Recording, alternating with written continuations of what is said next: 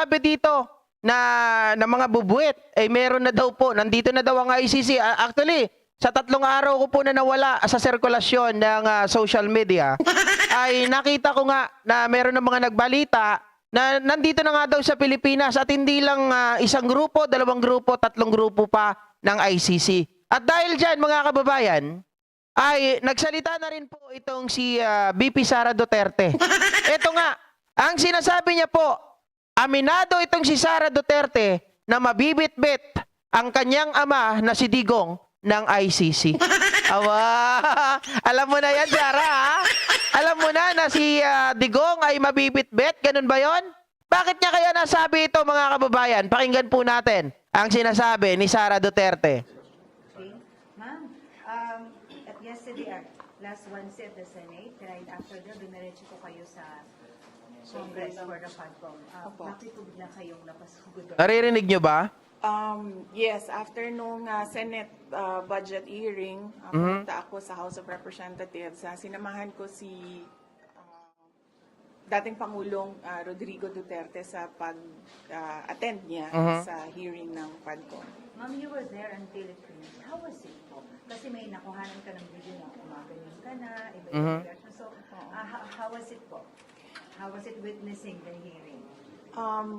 Well, pagod talaga ako nung araw na yon dahil hindi kasi namin alam kung anong mangyayari sa budget hearing. So, buong the day before at noong umaga na yon naghahanda kami para sa Senate budget hearing.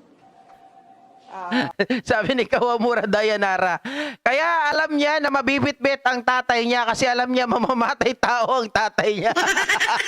Luz Bibinda Martinez, shoutout po, Ace and Rock. So, medyo pagod ako. Nandun ako kasi, yes, sinamahan ko si dating Pangulong Rodrigo Duterte and usually kasi hindi siya... Nakita niyo si Sara kung paano sumagot? Biglang nawawala, di ba? Bigla siyang nawawala doon sa kanyang sasabihin. Tapos biglang magsasabi, yes, babalik na naman doon sa umpisa. Nandun ako para suportahan ang aking ama. Kasama niya. So, humingi sila ng tulong sa akin na kung anong isabi, pagsabihan. So, did you do that, ma'am? Humingi ng tulong, tapos did you approach him to tell him what it's supposed to be? Bulgogi rice, kay sarap lutuin. Try the new Patalastas. Yari tayo ni Patalastas, Sa sinabi nung kasama niya na 6 a.m. pagising, nagsimula yung araw niya 6 a.m. and mga around 10:30 p.m. na ata yun. Sinabi nung na baka low blood sugar na. So, ay hindi ko makain. Ito, wala tong putol, ha? Naparinig ko ng buo. Nagpaalam ako na i-excuse na lang siya, but ayaw niya. Pero naniwala naman siya nung sinabihan namin siya na kumain na muna siya. Pero ma'am, how was it po? Kasi earlier at the Senate you said you don't expect a fair trial for their hearing po for the president. Kayo, you were there mismo. So how was it po? Well, as a lawyer, hindi mo na talaga maintindihan kung ano ang rules na ginagamit sa mga hearings, no? And they use inquiry and investigation interchangeably. So hindi mo alam if it's an inquiry, you're a research person. If it's an investigation, you're a witness or an accused. So kung gano'n naman pala, bakit hindi nyo itanong? Diba? Why don't you call it a shot? Diba? Ang dami yung abogado doon. Abogado ng tatay mo. Ilan yun? 4 ata. Yun yung walang pera, ha? Abogado, 4. Yun yung walang pera. Diba? Sabi nila kasi wala daw pera, mga ka-GP Natex, eh. Wala daw pera itong si Digong. Walang pamasahe. Kaya hindi nakakapunta. Nung kinol siya na, hindi. Porket kami ay attend na sa Quadcom, biglang ika-cancel. O ngayon, na-blap sila ngayon ng sarili nilang blap. Tapos ngayon, iba na naman ang sinasabi nitong si Sara. saksak sinagol na kung sa Bisaya pa ang nagapanghitabo. Okay. Ma'am, sorry, last na po. Ma'am, may mga kumalat na video. The President asked you, I think when you were about to leave na po that time, na how was his performance from 1 to 10? What was your answer to him, maybe? Sabi niya, kumusta yung performance ko? And I said, best dramatic actor. Sabi niya, you have to rate me from 1 to 10. Sabi ko, you're a 12. Wow, o di ibig sabihin niya mga alam din niya yung tatay niya, dramatic actor. Lahat yun, puro pambablap. Lahat yan kadramahan. Diba? Kasi nga, mga ka-GP Natics, kung titingnan ninyo, huling-huli na siya eh. Doon pa lang sa performance, probing questions ni Congresswoman Jinky Luistro. Biruin mo, nag-cite siya ngayon ng extrajudiciary confession. Diba? Oh. 2 minutes. He was really at 12, ma'am. Yes. Ma'am, bakit best dramatic actor? Kayo na lang yung umintindi. Nakikita niyo naman sa ginagawa niya eh. So, nakikitang-kita. Right. Ma'am, I know na, of course, you were at the hearing, of course, nandun din yung kariban, si Senate Corpus. Yes, exactly. Of course, hindi ko siya karibal. Saan ko siya karibal? Red. Pero ma'am, kasi parang nire yung, former... No contest, Red, ha? Nirehash niya na mga, yung mga bank accounts po ni former President Duterte, ni yung Pang Adilet, saka isa inyo daw na joint account daw. And sabi po ni PRRD na he's willing to quote him, mag-dictate daw po in public. And Eto mga ka-GP Natics ha, dito sa sagot ni Sara Duterte, nangangahulugan po na tama yung sinasabi ni Trillanes, taliwas po sa sinasabi ng mga panauhing pantanga rito ngayon.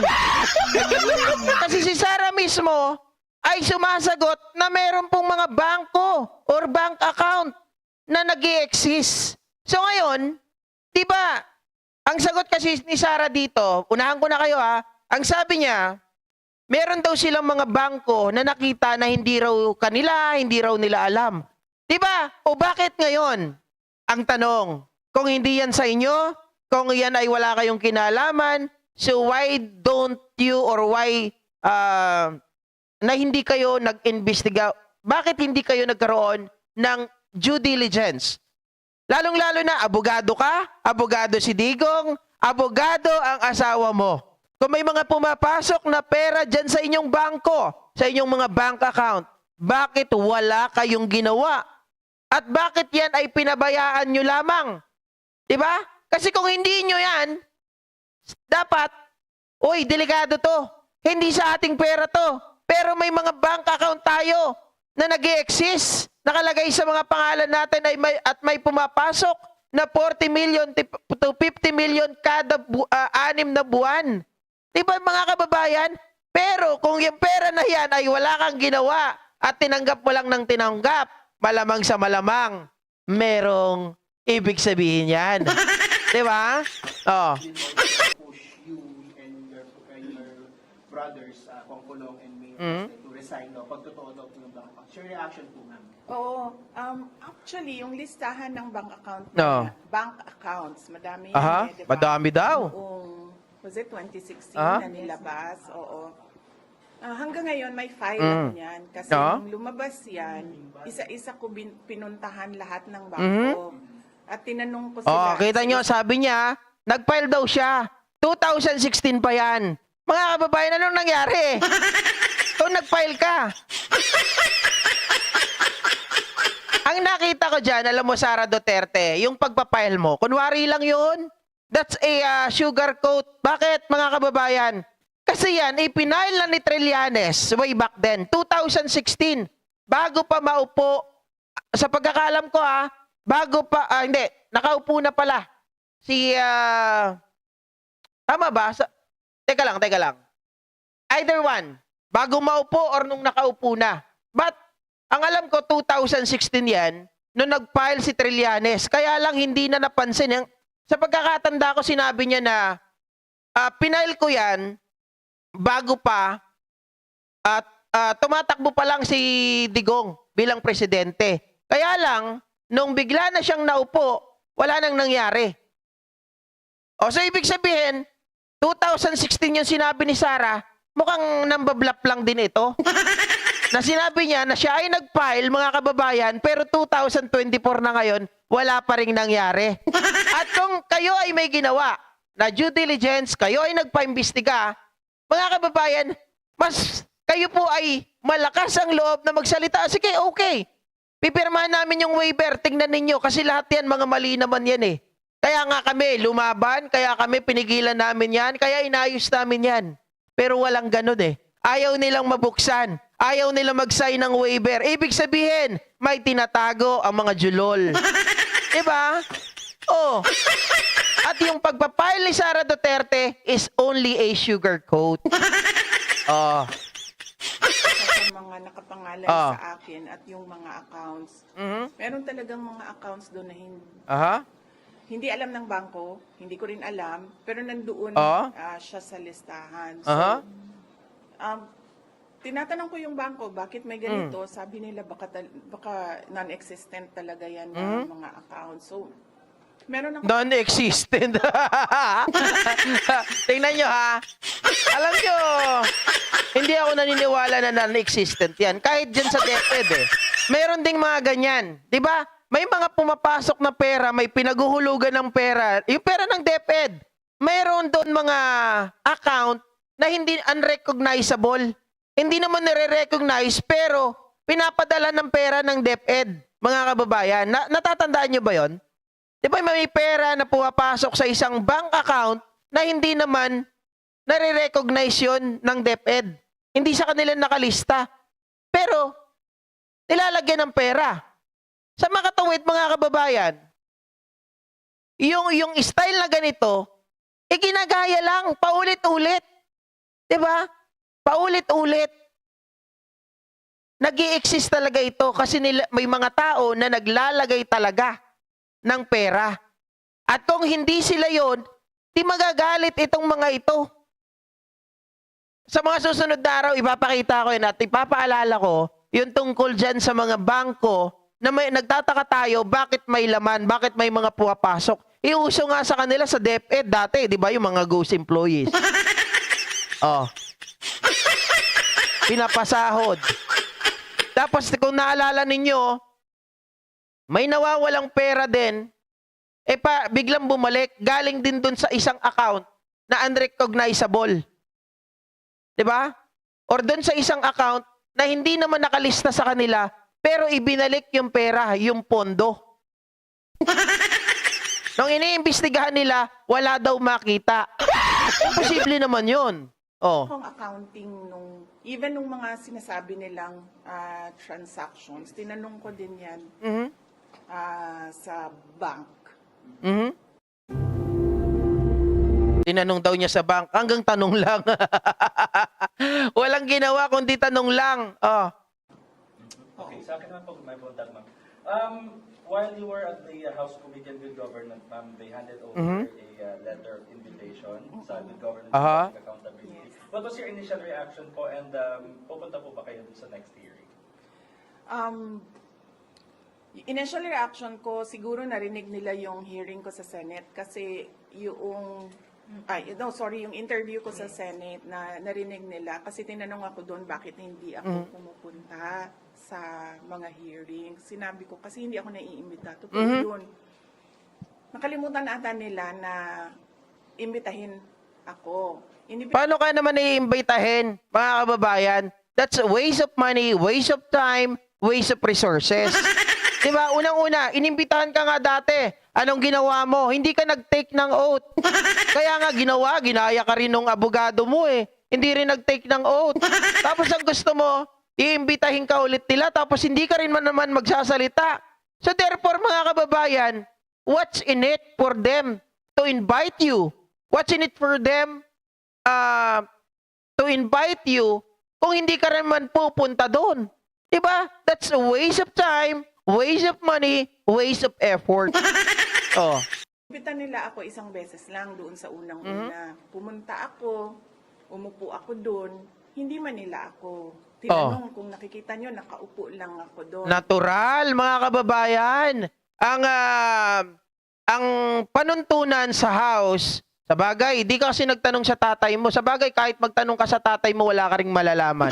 Kahit doon sa mga kaalyado mo, si kapatid mo si Pulong, nandyan yung Duterte Youth, wala ka rin malalaman. Eh paano laging mga absent? Kaya hindi mo alam yung parliamentary procedure. 'Di ba? Kapag ikaw ay hindi nag-oath, hindi ka nag-take ng oath, of course, hindi ka nila kakausapin, hindi ka nila tatanungin. Para saan? Na magsasayang sila ng kanilang mga laway na hindi naman pwede magamit laban sa'yo or magamit ito pabor sa'yo.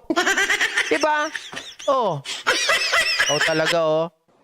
Nasasayang yung oras ko. Kaya nagpaalam ako kung pwede akong umalis. Pinayagan Oh. naman nila ako na Siyempre. umalis ako. Wala ka namang ano dun eh. So, hindi ko alam.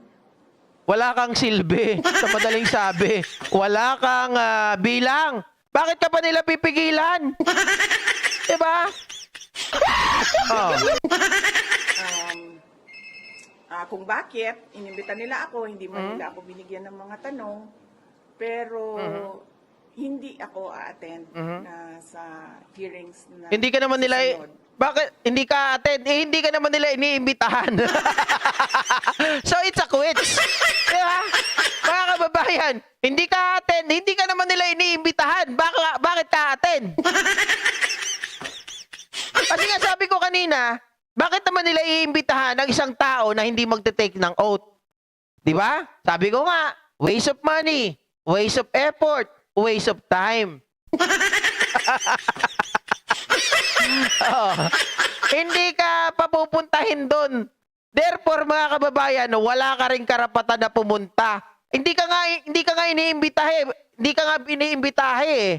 O iniimbita. Bakit ka pupunta? Oh. Kasi nandun na ako eh. Ah. Tapos may silang ginawa sa akin, pinaupo lang nila ako doon. Pero we plan to send a letter. We plan to say why. And then I plan as well to submit an affidavit about the confidential funds. Under oath din naman yung affidavit na yan. Okay. And for all the others, we plan to tell them kung ano yung pwede nilang gawin sa akin. Ma'am, additional sa binanggit niya rin, though this is not new anymore, binanggit ulit ni Trillanes yung sinasabing yung kapatid ni Doco is a drug smuggler, even implicated your husband po na si Atty. What's your take on this? Siguro mas Playing safe. maayo kung sila na lang ang ato ang patubagon ni Ana. No? Sila na lang ang pasagutin natin, si Congressman Pulong Duterte and si Attorney Manasseh Carpio. Sorry, I have to ask this. Yes. Sinabi ni Presidente sa hearing na, sige, bukas na mag-imbestiga ng ICC. Are you worried about this statement? Kasi parang palabas Ayun nga po, alam naman natin, sorry my bad mga kababayan, I forget, nung nga palang pupunta siya doon sa, nakalimutan ko yon, sorry, my bad. Ay, sabi ko, mga kababayan, natawa tuloy ako sa sarili ko, no? Natawa tuloy ako sa sarili ko, my bad. It's my fault, okay? Naimbitahan nga pala siya. Pinapirma siya nung panahon na yon kasi nga hindi naman siya uma-attend, di ba? Hindi naman niya tinatanggap yung mga invitation niya. So ngayon nung nasa Quadcom siya, pinapirma siya ngayon ng secretary. Pero hindi pa rin daw siya pupunta. Yun lang yun. Okay? Wala nang iba. Oh. sa rin ang Malacanang. Aha. If the President would surrender himself, parang wala na rin sila. Mhm. It's best to be answered by the lawyers. Meron din akong lawyer sa ICC, but wala. Hindi kami nagkausap kasi after nung hearing, so hindi ko alam kung ano way forward nitong ICC. Pero you think, ma'am, the family has to prepare doon sa naging, Ito na, malapit na sasagutin niya, yung tatay niya. I mean, PRR. Siya siguro ang dapat Ah. maganda kasi siya yung mauunang dalhin doon. Mga kababayan, tinatanong siya tungkol sa tatay niya kung ano daw ang dapat gawin. Sabi niya gano'n. Eto ngayon, sabi niya sa tatay niya, siya siguro ang dapat maganda kasi siya ang unang dadalhin doon. Sabi ni Kawamura Dayanara kanina, ang sagot niya, alam ni Sara Duterte na mamamatay tao yung kanyang ama. Kaya siya ngayon, pumayag, mga kababayan. Kaya yun ang sinasabi niya. Ulitin ko lang sa part na yun, ha? Bigla na lang ang pasagutin natin Aha. si Congressman Pulong Duterte and si Attorney Manasseh Carpio. I'm sorry, I have to ask this. Yes. Sinabi ni Presidente sa hearing na, sige, bukas na mag-investigate ng ICC. Are you worried about this statement? Kasi parang palabas na rin ang Malacanang saying na if the President will surrender himself, parang wala na rin silang magagawa. It's best to be answered by the lawyers. Meron din akong lawyer sa ICC, but hindi kami nagkausap kasi after nung hearing, so hindi ko alam kung anong way forward nitong ICC. Pero you think, ma'am, the family has to prepare doon sa naging statement ni Presidente? I mean, GRRD. Siya siguro ang dapat maghanda kasi siya ang mauunang dalhin doon. Aha. Pero sa akin, wala pa naman eh. Sabi ng mga tinatanong namin, wala naman ako doon sa complaint. Wala pa ako doon sa investigation. Wala pa lahat. So, ibig sabihin, mga ka-GP Natics, nilalaglag niya na yung tatay niya. Di ba? Nilalaglag niya na si Digong na sinasabihan niya, siya dapat maghanda na. Kasi siya naman ang unang dadalhin doon eh. Ibig sabihin, yung dadalhin doon sa dahig. Di ba? Yung sa kulungan ng ICC, mga kababayan. At po, walang kulungan mismo ang ICC. So, syempre, ang kulungan na ibibigay dyan ay yung kulungan ng mga member ng ICC. Doon po ikukulong si Digong. At ayon kay Sara, dapat maghanda na daw yung tatay niya. Kasi, sabi niya, bakit niya sinasabi yon? Kasi ako wala pa naman eh. Tinatanong ko yung mga lawyer. Wala pa naman silang nababalitaan na ako ay kasama doon sa kinasuhan ng ICC. Pero ang tatay ko, mauuna na doon. Di ba? Oh. Sabi, Argo, sabi ni Tigong, ay ganire. Sabi niya, di ba? Yung sa ICC daw, pumunta sila dito. Willing na akong isubmit yung sarili ko. Pero nung huli, ang sinabi niya, nagbago na ulit. Sisipain niya na daw yung ICC. Diba? Pero nung una, liwaliwanag ng sinabi niya, matanda na ako. Sabi niya, pag ako nakulong doon, maganda ang buhay ko. Maganda yung pagkukulungan ko. Diba? Doon na ako mamamatay, sabi niya ganon. At sinabi niya pa, mga kababayan, na sige, papasukin niyo ang ICC, hindi ako natatakot. Kaya nga sabi ni President Bongbong Marcos sige, sinabi niya yun eh. Your wish is granted. Sinabi mo yan ha. Ngayon, nagsalita si E.S. Bersamin, sabi niya ganon.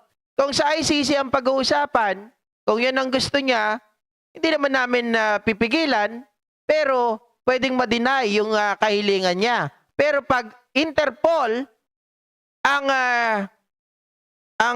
kumbaga inutusan, 'di ba? Interpol ang gagawa. Hindi naman tayo pwedeng tumanggi dahil member tayo ng Interpol. 'Di ba? Alam naman nating lahat 'yan, gamit na gamit, mga kababayan.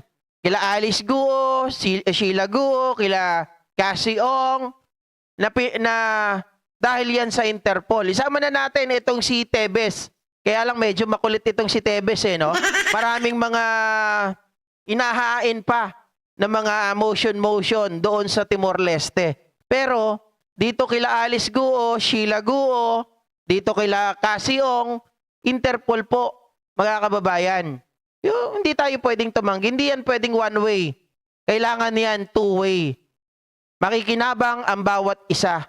Na tayo nga ay member, dapat tayo ay makipagtulungan. Otherwise, mga kababayan, kahiya-hiya yan sa international community. Diba? So ito ba? Ito bang payag ni Sara na maghanda na ang kanyang ama ay nangangahulugan? Ito ba ay pamamaraan ng pag-amin? Ito ba ay admittance, mga kababayan? Na ang tatay niya ay marami talagang ginawang kalokohan? Na ito ay talagang maraming kasalanan. Diba? Sa susunod nga po ata, si Kawaldi Carbonell ay pupunta rin doon sa Quadcom para dalhin lahat ng ebidensya niya hinggil po sa pagpatay kay Jun Pala.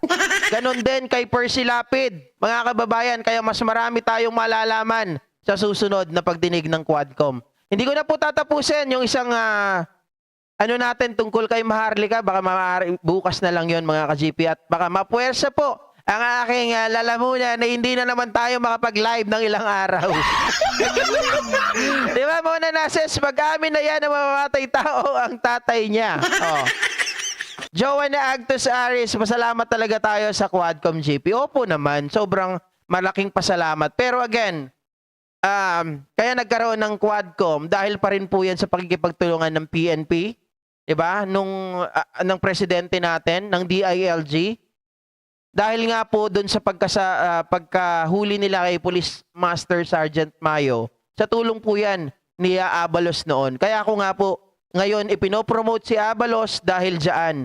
Dahil hindi tayo makakarating sa Quadcom kung hindi dahil sa pagkakahuli kay Police Master Sergeant Mayo sa pagkakahuli po ng halos 1 ton ng shabu dyan sa Tondo. Okay? Thank you so much once again, guys. Magandang gabi po at mag-ingat po tayong lahat. Maraming salamat po muli at muli na namang nabuhay ang mga ka-GP Natics